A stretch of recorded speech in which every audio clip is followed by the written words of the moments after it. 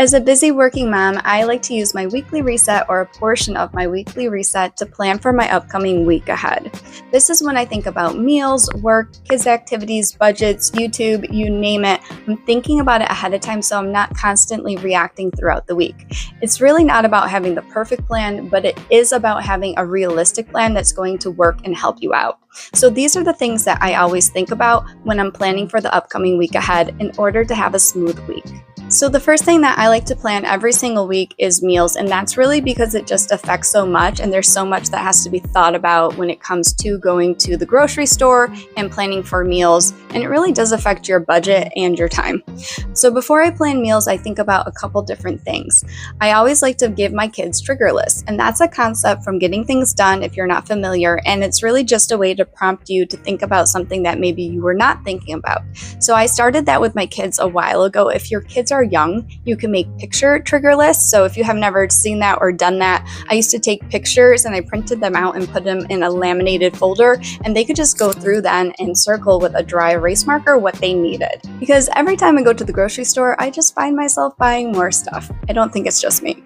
I also have my own trigger list that I look at to prompt me for what I need. We also have a whiteboard on our fridge that lists the meals that we're having throughout the week, but it also has a spot where things can be written down that people need.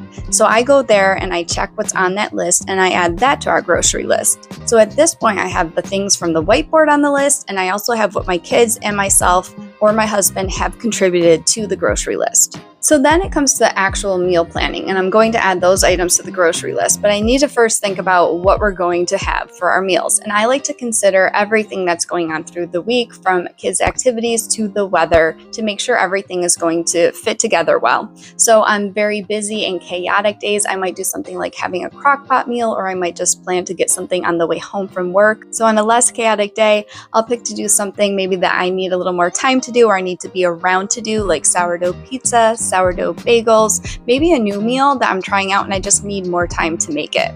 If there's a birthday or special occasion, I like to think about what that person might like, or maybe the restaurant that they want to go to, so I consider things like that as well. And if you find yourself making meals that nobody is eating, I'll link an old video here. This is how I used to plan for meals, getting input from both of my kids in order to plan meals that everybody would eat. The important thing here is that I'm not picking meals based upon what sounds good. I'm picking meals based upon what's going on and what's going to work for us for the week.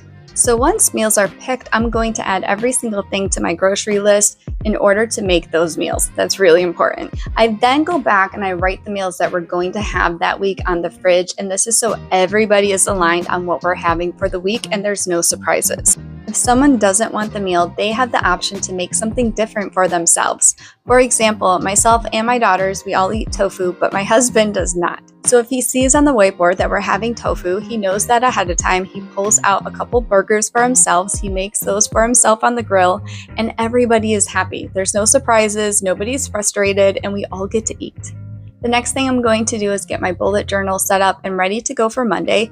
Of course, I could do this on Monday because it doesn't take a lot of time, but I like spending some time thinking about it on the weekend because that way I have my tasks prioritized and ready to go and I can hit the ground running. This is going to be where I do my weekly setup. I'll link a video here if you are interested, but this is also where I do my monthly setup or gratitude or anything else that I need to do if it's a new month. So the next thing I do is I go into Notion in conjunction with my bullet journal because I use both, and this is where I'm going to make sure that nothing fell through the cracks. This is where I'm checking in Notion to make sure if there are things that are in Notion that need to be put into my planner, they are, and vice versa. If I put something into my planner and it needs to be in Notion, I'm making sure that happens too, because if it is not written down, I am not going to remember it. So then it comes to my budget planning, which is so much fun, and I really enjoy it. Not really, but I do like to make sure I'm staying on top of it. So I use my weekly reset time, this portion of my planning, to do a budget review. So I do like to keep up on my daily transactions with my budget daily. And this is just because the vast amount of transactions that we have going on, I feel like it's really easy to fall behind and not notice it. But I do like to spend some time on the weekends taking a deeper dive or closer look at things if needed. So if we're planning for a big upcoming purchase or maybe a vacation, or maybe just monthly expenses, can't even say that. Or maybe monthly expenses have changed and I need to consider that and adjust my budget. I'm going to do that now. And doing this once a week just helps me not feel so overwhelmed. The next thing I'm going to do is review my kids' schoolwork and activities for the upcoming week. So my kids' teachers usually send something home in email, but when they were younger, it was papers that they would come home with. And I like to put this all in one visual calendar for myself. And this way I'm not surprised by assignments or tests or quizzes that are upcoming. I can also make sure to ask my kids questions for reminders. I feel like there's nothing worse than them spending time doing the work and then they just forget to turn it in, so they get a 0. Or maybe even they forget to study for a test or quiz and they could have done better. And if I had known, I could have asked them the question like, did you study? So this way it just has something for me to look at easily every single day, and I can ask those questions when needed. The next thing I'm going to plan is my workouts, because quite frankly, if I do not plan my workouts, I will not do them. The only exception to this now is walking, and I find myself walking about 5 times per week, and this is really because I just tell myself that if today is a good day to walk, like weather-wise, I should just go walk because the weather might not be good tomorrow. And I find that this has really helped me out, and I usually end up walking about 5 to 6 times per week just because of this motivation and this thought process. But when it comes to weightlifting, I do need to be intentional and plan those workouts because I need to consider things like rest days in between and kids' activities. I like to think about those things ahead of time because I'm way more likely to stick with my weight workouts if I do that. The next thing I'm going to do is spend a little bit of time planning my YouTube editing schedule for the week. I usually record on the weekends my main videos, but then I need to figure out when I'm going to do everything else like editing or recording maybe some B-roll or anything else I need to do in order to get my video to be posted. This makes YouTube something achievable for me if I think about it and plan it ahead of time. Otherwise, it's just so overwhelming.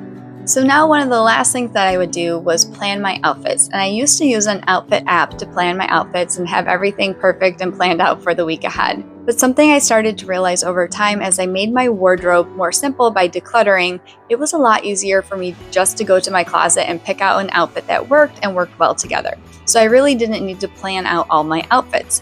So now my recommendation is this.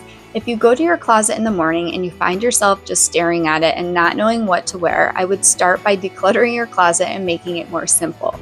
After that, if you still don't know what to wear, I would consider using an outfit app to put your clothing in there and try to see what works together and plan your outfits. And it also might help you realize what pieces you might be missing in order to have an outfit that you love.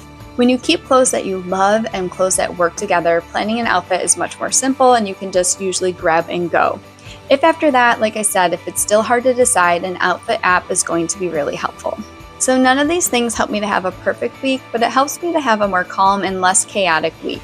I'd love to hear from you in the comments below. What are things that you plan for ahead of time in order for your week to be less chaotic? Or what's something that I need to add to my planning routine? I'd love for you to like this video and subscribe if you'd like. Thanks for watching.